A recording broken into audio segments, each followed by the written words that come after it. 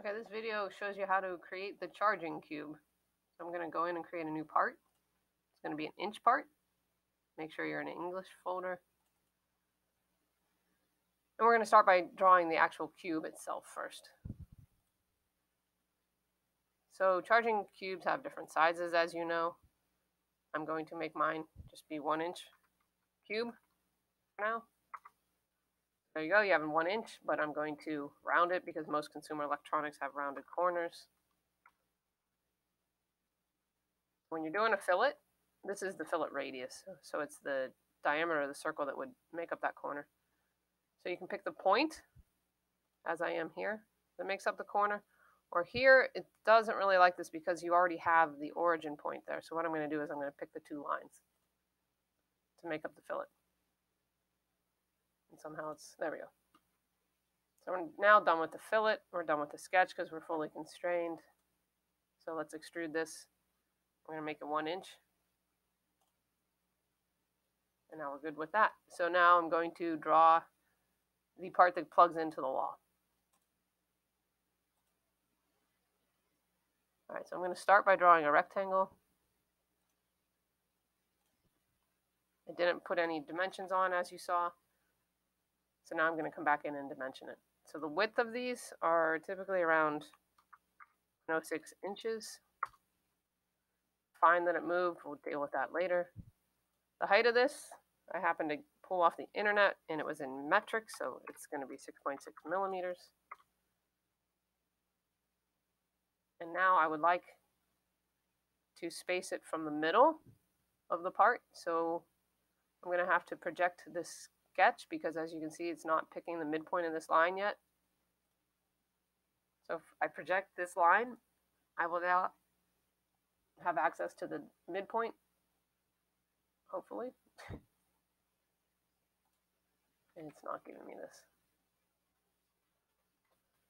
Okay, instead of doing it that way, just project both of these, and now I can draw a construction line, or a helper line if you want to call it that, from the midpoint down to the midpoint of the other projected line, and now I can do a dimension from this helper line over to here. And this dimension will be 0.53. Oops, sorry. It's 0.5 divided by 2 plus 3. So 0.5 plus 0.03, which is 0.28. That looks better. Okay. And now I'm going to dimension from the top down to our outlet plug, and I'll make it 0.2. And now what I'm going to do is, since we have the exact same thing on the other side of this, I'm going to use what's called the mirror tool. And because we drew this helper line, that's going to help us do that. So if I hit mirror, I need to select what it is that I want to mirror. So I'm going to simply just drag and click a box around that. So that selected all 4 lines. And now pick this arrow, which is tells it to select the mirror line. And now I pick the line that it's mirroring around. You have to hit apply here before you hit done. And now this is a mirror image of that.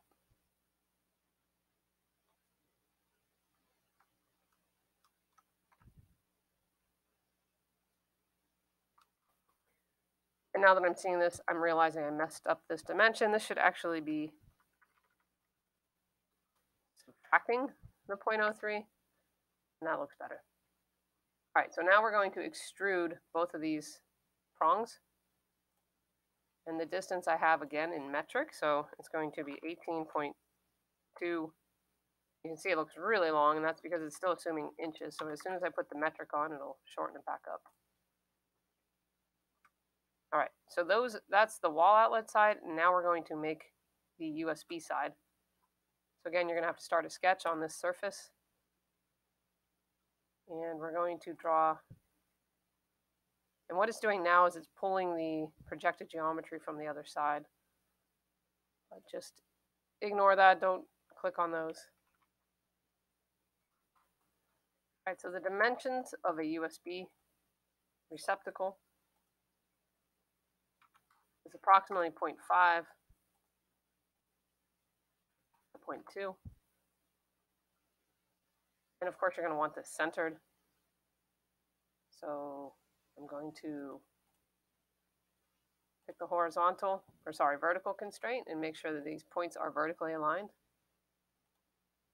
And then I'm going to mention from the bottom this time up, and we'll call it 0.2.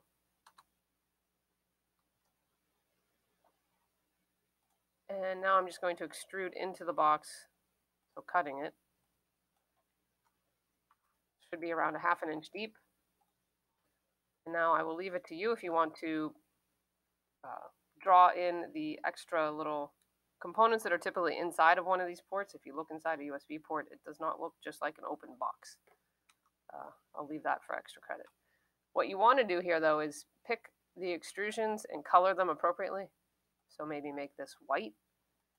Your choice. Actually, white doesn't show up very well on a white window. You have a gray window, though, so it should be okay. You can pick this extrusion and actually turn it into a metal-looking surface. So pick a good metal. Okay, that's not a good metal. There you go. And you can, if you change this, typically the inside of the USBs are a plastic color, white, blue, black, you name it. I leave this up to you. You can also add the features such as the holes through here or around these edges and make it look better. I wanted you to just see the basics of this USB charging cube. You can save it as your name-cube and you are done.